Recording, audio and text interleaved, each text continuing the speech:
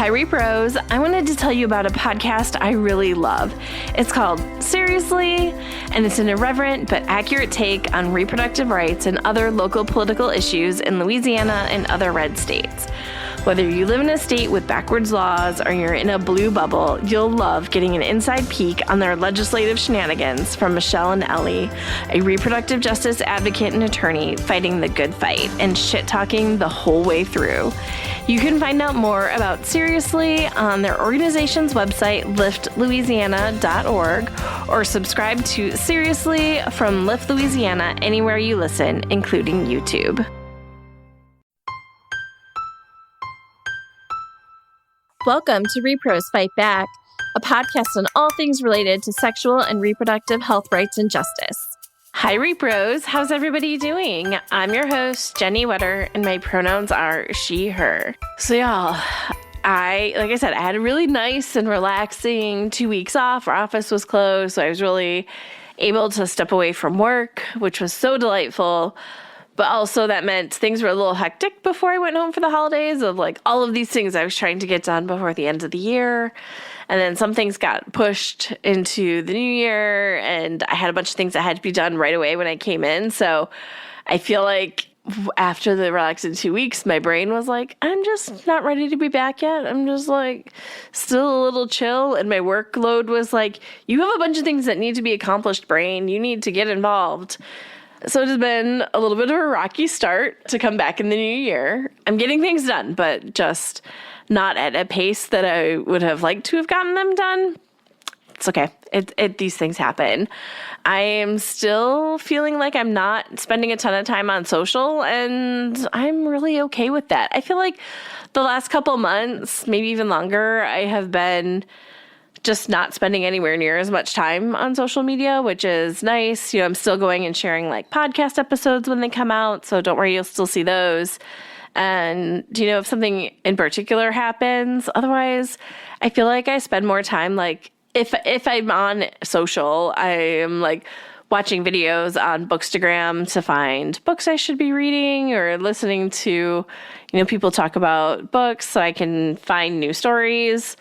But even there, I've just not been doing it as much, which is nice. Like I said, I've been doing like some cross stitch and doing reading, watching comfort TV, which has been delightful.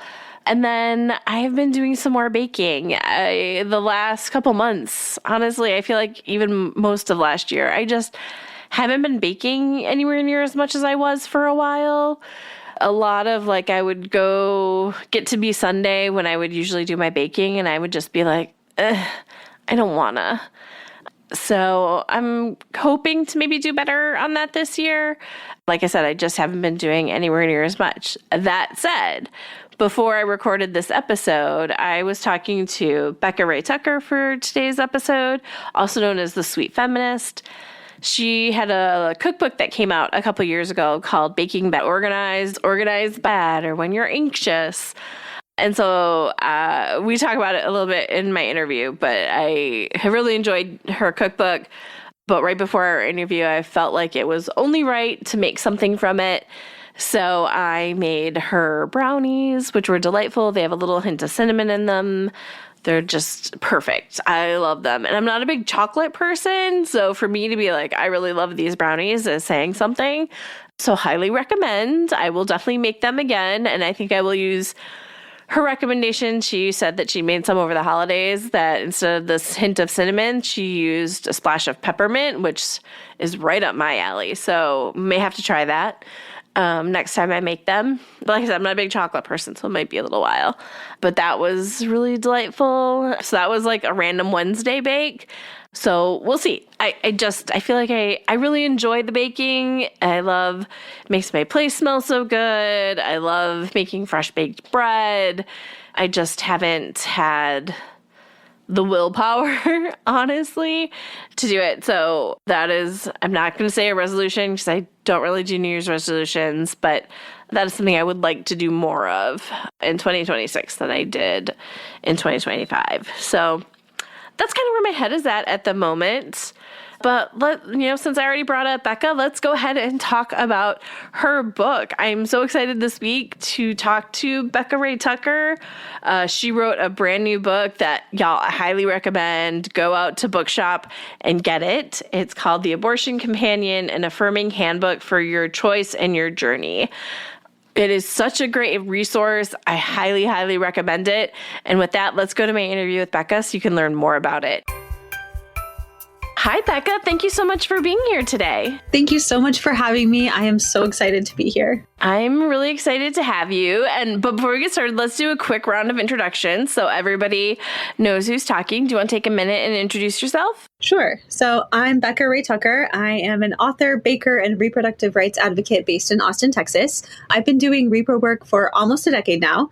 And I have a new book coming out next Tuesday, or today actually, right? When it goes out, called The Abortion Companion, an Affirming Handbook for Your Choice and Your Journey. I'm so excited you mentioned the baker part because I wanted to take a second before we talked about the new book to talk about the old book. Oh, great. I loved your cookbook. I have really enjoyed the couple things I made for it. In celebration of our interview this morning, I made the brownies from the cookbook, and they were finally cool enough that I was able to dig into them, and they were delightful and made me so happy. Thank you. That makes me so happy. I had the brownies last week. I made them for the holidays and I added peppermint extract. It's like a half teaspoon peppermint extract. So good. Oh my God. I was just going to say the cinnamon was delightful. Oh, yeah. Yep. Also love the cinnamon. Leave that out if you do the mint. Okay. That was kind of what my head was saying. Yeah, no. Leave that part out. I will definitely do the mint next time. I think my favorite that I've made so far, because obviously I will make more, was the sugar cookies with the sanding sugar on them. Oh, yeah. Those are supposed to be like those sugar cookies from the mall that I would get when I was a child. They were so good. I think they're pretty close. Something about the sour cream flavor really matches that. Yes. Thank you for making those. Yeah, that makes me really happy. I try not to bake on the sweet side as much because I live by myself and I don't need to just sit and eat all of that. So when I started baking, I made the turn and started doing bread instead. Love it. Yeah. Because then I was having that for breakfast during the pandemic and still now sometimes. So one of my favorites is to make pumpernickel, but I also had a cranberry, various nuts. I feel like I've done walnuts and pecans. Oh man, I love walnuts in anything. Yes. I'm a walnut person. I've dabbled in sourdough, but it's one of those, I love it, but not enough to keep a starter around. Absolutely. I feel that way too. My go-to bread is just focaccia because it's that day. Yes. Easy. I was doing bagels for a while. When I had my starter, I loved making sourdough English muffins. Oh, yum. Yes. Oh, that sounds good. Maybe I'll have an English muffin after this. I know, right? Delightful. Okay. I guess we should maybe talk about the book we're supposed to talk about. I just finished it yesterday, and I had such a wonderful time reading it and thinking about, I wish I had it, several years ago when I had friends that I could, give it to. I can just see it as such a useful thing to give or loan to people who are getting an abortion or want to help somebody who is getting one. But tell us about the book. Yes. Okay. So I wrote The Abortion Companion because it is the book that I needed when I had my own abortion. I wrote it out of the experience of having my own abortion, but also from talking to hundreds and potentially thousands of other people about their abortions over the past decade.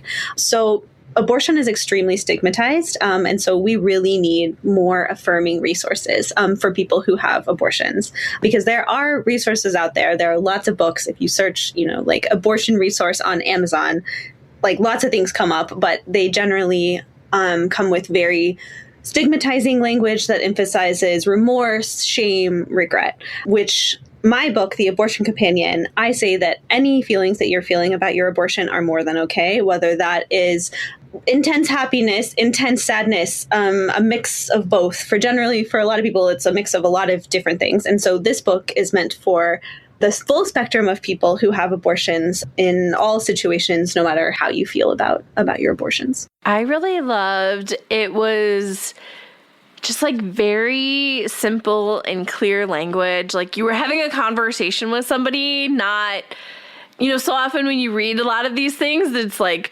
research or policy or like it's not written as like you're talking to a friend who is there supporting you. And this just had that really clear, simple language that I thought was really powerful. Thank you. I really appreciate that. I was so lucky to get to record an audiobook version as well. Oh, nice. Which I'm hoping people will get to use sort of in acute situations, like say you're sitting in a clinic waiting room.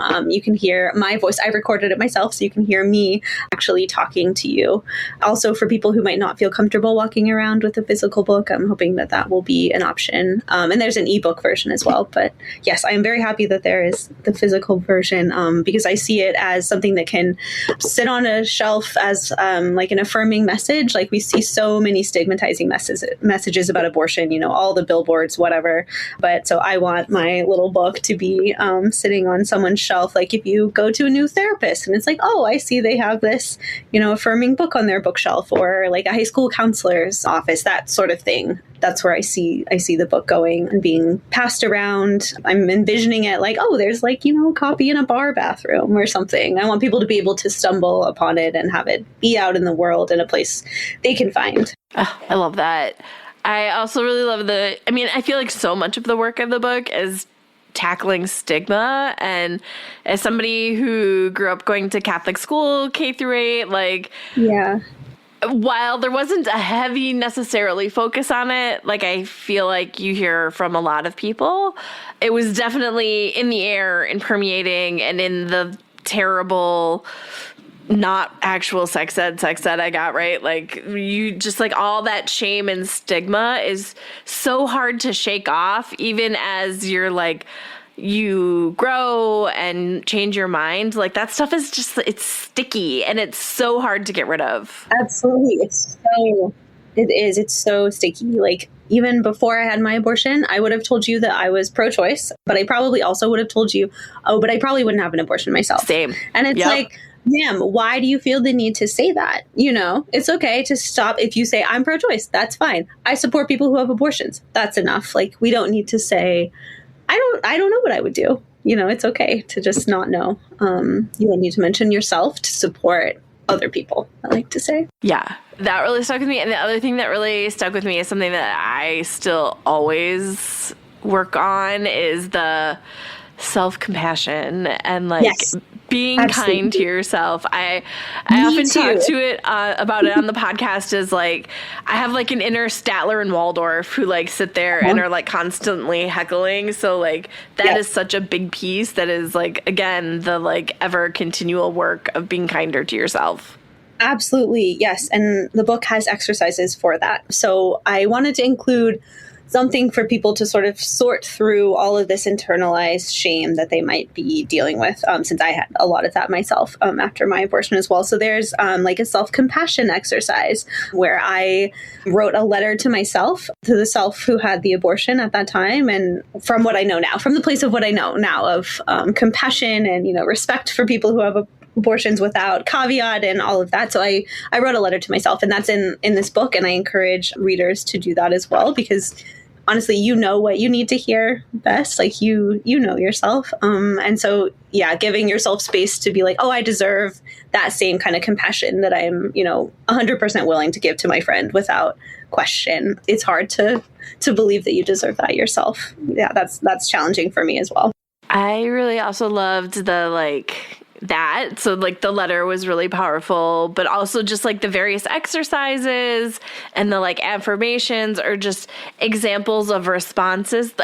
There were so many helpful tools in the book that I think will be really good. I'm hoping that that's what it is for people. Like I'm thinking of it as like a toolkit where, you could open it to any page and hopefully you'll find something that's useful. It's not really meant to be read front to back. You can, of course, read it that way, but there are things in there for across the wide things of what you might be looking for when you're looking for a book about abortion. I also really enjoyed and am going through and like, oh, these are ones I need to check out. The comfort movies and TV. I was like, oh, yes. I know. I sourced those from the community. There's a section in the book on entertainment and distractions, because being in a pregnant body when you don't want to be in a pregnant body is, for me, it's horrible. I just hated the waiting for my abortion. So I wanted to hold space for that for people in this book. And so I created a crowdsourced list of comfort movies. I have not seen them all, comfort shows as well.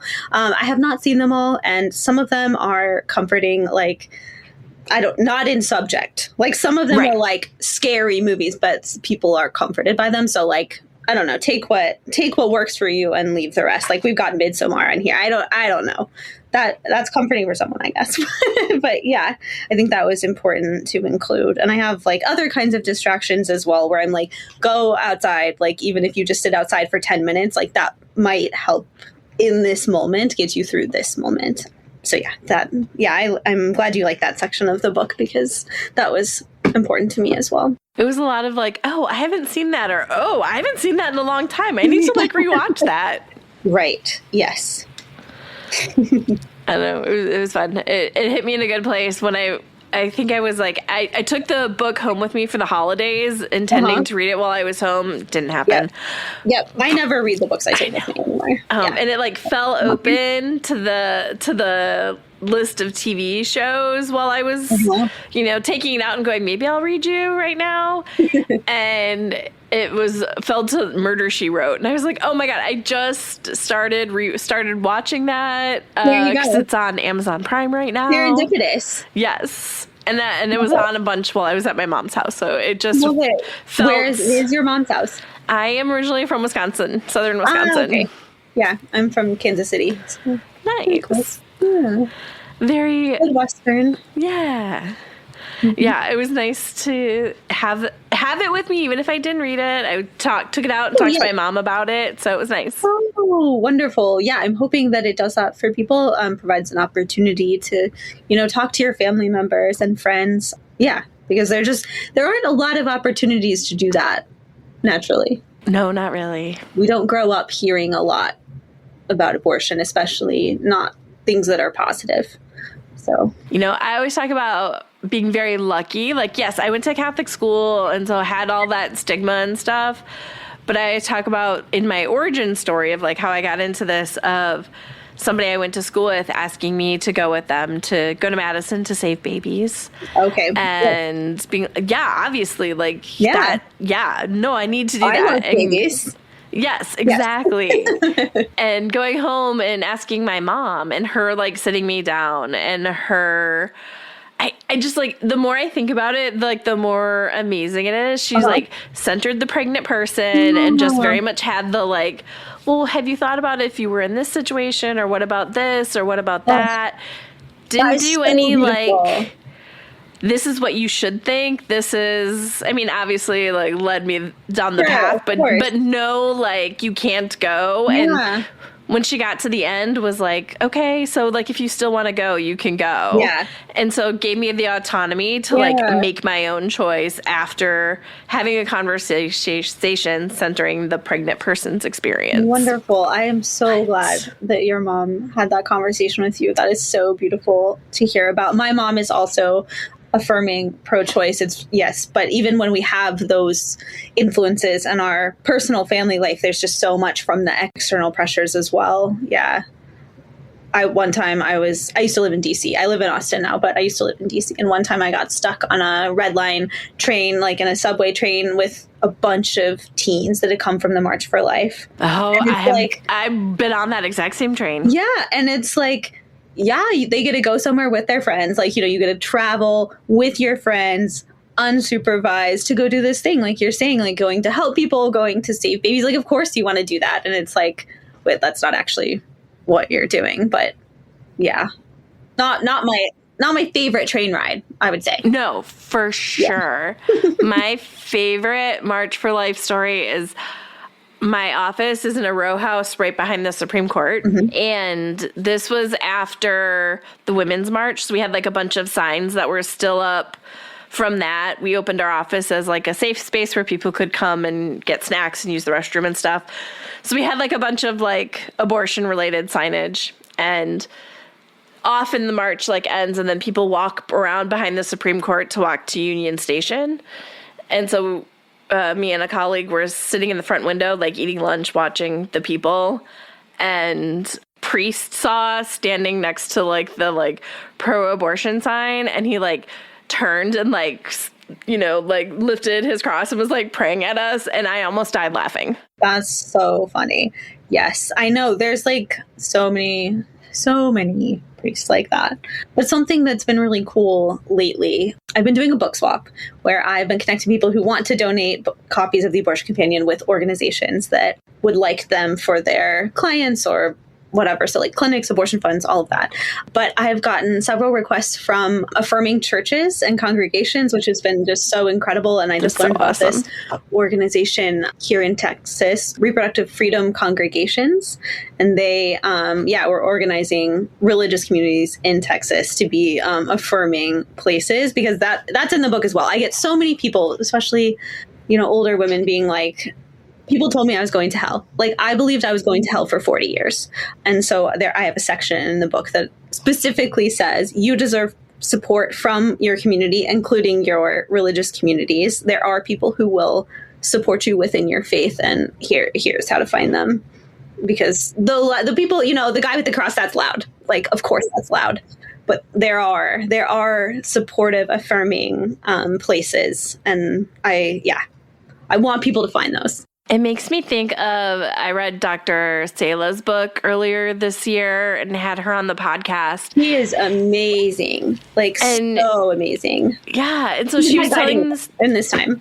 So good. And I loved learning more about abortion later in pregnancy, because like I had the general idea, but reading the book really just brought it home so much more clearly. Yes. And she was telling the like composite of like two different patients one was having a really hard time and the other one was doing better. And because of the way that their faith community was accepting or not accepting them. And that's so powerful. That story really stuck with me as well, that her congregation had organized to help her get to the clinic. I don't remember where it was, but it was in like, I think Kentucky, the South somewhere, and they had to go all the way to New Mexico. And her congregation had organized to help them. And they knew why they were going. This was like a thing that they just wanted to support.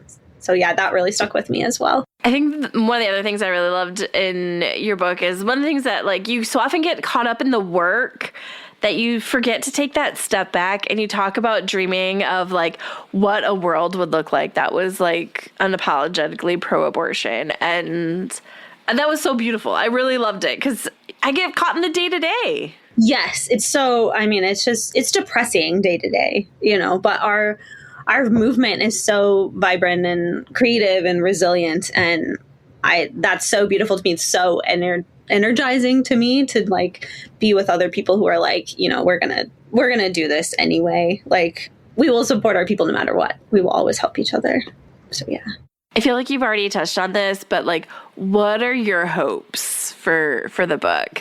My hopes are that it can get ahead of the shame and stigma, so that it can meet young people before they've internalized all the shame and stigma. So I think this book could be, you know, a part of sex ed. I think it could be a really important part of sex ed, because in my personal sex ed, I don't remember anybody talking to me about abortion. I remember watching a birth video in 7th grade and that really being it.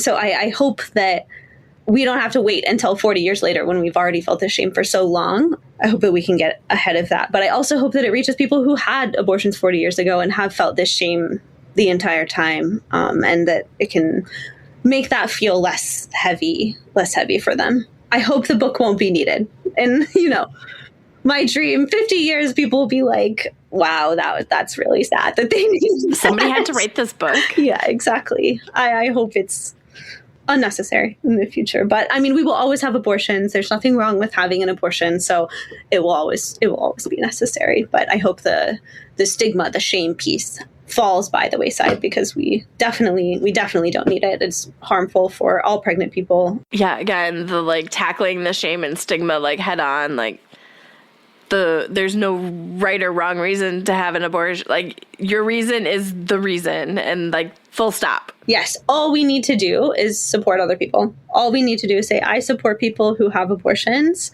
and I'm willing to help however I can. That's all you need to do. So powerful.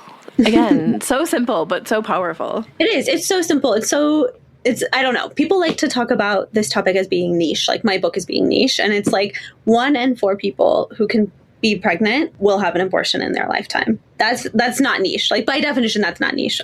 So yeah, I guess my other dream is to have the book be in the mainstream consciousness and not just, pigeonholed as something that applies to, this very small group of people in this very small set of circumstances, when we know that that's not true. All kinds of people have abortions in all kinds of sets of circumstances, and we all deserve support without judgment. And again, that like shame and stigma part of like saying it's niche, people feel alone and feel like they can't talk to people. Yeah. And so you just like really like bust that wall down and like, no. It kills me. I'm taking it down. Yes. Yeah. No, nobody's going to feel alone on my watch. And that is the motivator for writing the book for me, because I did feel so isolated and alone when I had my abortion as a college student. I could have told my friends, they would have supported me. Like, I know that now. But at the time, I was just so afraid of what people would say to me, or if they would tell other people or all of that. And I don't want other people to feel like that, obviously. It's so earlier, I guess not earlier this year, late last year, we had an episode talking about periods and how that is, again, like, we don't talk about periods. That was particularly focused on period pain, like right. All of these things that, so then you feel alone in your suffering or in dealing with whatever emotions you're dealing with. And she was talking about research showing just talking about it makes it less. Which, like, yeah. So she was talking about, like, groups getting together to talk about, like, period pain and stuff. And, like, just having the conversation made the pain feel less. Oh, that's beautiful. Yeah. I love that. And that's definitely true here. Even just sharing your story with someone else or listening to someone else's story can be very, healing. Even if, the actual experience of the abortion was okay for you, you might still internalize a lot of the shame and have that to get through, even if the actual experience, you're sure about the choice, you feel good about it. And I was sure about my choice. I never wavered on that, but I still experienced all of that shame, regardless of knowing that it was the right thing for me. It's just out there so much in the ways that it is talked about in the media and like yes. in TV shows and movie. Like, it's just part of our culture. And I love to see the ways that there's been a real pushback on that in the last, decade plus of like people really telling their stories, the groups that are organizing to get more stories out there so that you're not just hearing particular types of stories from particular people. Right. And so, again, busting down that stigma of like good abortions, bad abortions. Right. And it's just your abortion story. Yeah, I love that. Okay, so I usually wrap up the episode asking what can people do to get involved, but I'm going to tweak it a little bit this time.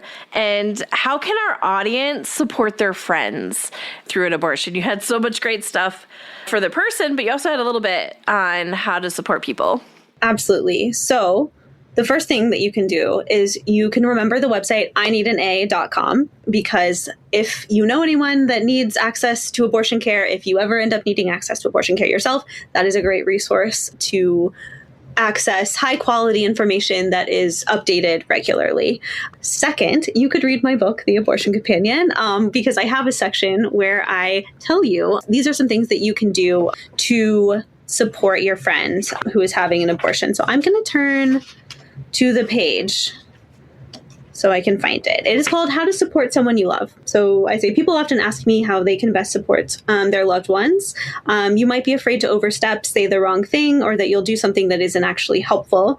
From my experience talking to people who have had abortions, simply showing up goes a long way, and don't be afraid to ask them directly what they need. But then, if you don't want to ask, I have a list of things that you can do. So the first is affirm their decision, whatever it is. Help them figure out the best option for care and the logistics needed to make it happen. Be a personal assistant, help make appointments, draft emails, respond to texts, run errands, pick up prescriptions, send them memes, that kind of stuff, clean things, do a load of laundry, be a safe place for big and sometimes complex feelings. This one actually happened to me, so this is personal. Reassure them that you respect their privacy and will not share their experience without their consent. Because someone shared my abortion experience before I was ready to talk about it, before I had really talked to anyone about it. And that was very hurtful for me. So that's just something I like to add, but providing childcare, but ultimately just being there with them. So whatever that looks like in your relationship, that looks like different for everybody. But just being an affirming presence is often, just really, really helpful for people sitting on the couch next to them. I have been a big fan of sending friends who are not in the area, like Grubhub gift cards or... Yes. Yes. Delivery. Yes, absolutely. Contactless delivery. Yes, some people don't want to talk to people during something difficult. I'm one of those people. I'm honestly, I just want to, be in my room by myself. Can you leave this stuff on the porch? So that is always an option as well. Don't feel like you have to be out there in the world if you feel like you need some space as well. Yep. Kitty pictures, random videos, silly whatevers. Yes, absolutely.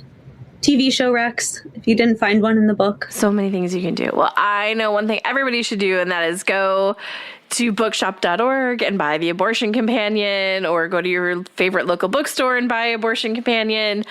Becca, it was so lovely to talk to you today. Thank you so much. This was wonderful. Oh, and join my book swap. That's the other thing. I think we talked about it earlier. Yes, for sure. Yeah. I need to do that. I haven't done that yet. And no, not you. And make sure to follow. Oh, yeah.